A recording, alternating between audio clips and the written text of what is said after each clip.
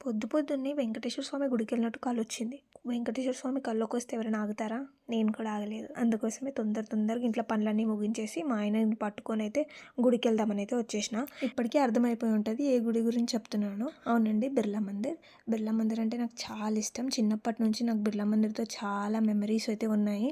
నేను ఎప్పుడు మంచిగా అనిపియకపోయినా, లేకపోతే ఎంత కన్‌ఫ్యూజన్‌లో ఉన్నా, లేకపోతే ఎంత హ్యాపీగా ఉన్నా ఫస్ట్ వచ్చే ప్లేస్ అనమాట ఇది.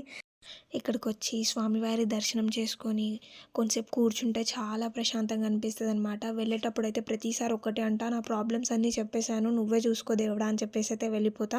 అలాగే ఇవాళ కూడా నా దర్శనం చాలా బా అయింది. శనివారం కదా, కొంచెం రష్ ఉంటదేమో అనుకున్నా, కానీ ఏం లేకుండే ప్రశాంతంగా అయిపోయింది దర్శనం అయితే ఇవాళ. మీకు తెలిసుంటే కింద దేవుడి సామాన్లు అమ్ముతారు కదా, అగరబత్తీస్ లాంటివి, అక్కడ ఒక ఫార్చ్యూన్ వేయింగ్ మిషన్ ఉంటది.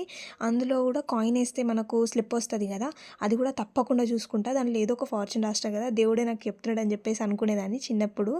అయితే ఇక్కడైతే అవన్నీ చేసుకొని ఇక రిటర్న్ అయిపోతున్నాననమాట. ఇంటికి రిటర్న్ వెళ్ళిపోతున్నాము ఇంకా. నా ఫేవరెట్ గాడ్ అయితే వెంకటేశ్వర స్వామి. మీ ఫేవరెట్ గాడ్ ఎవరో కామెంట్ చేయండి.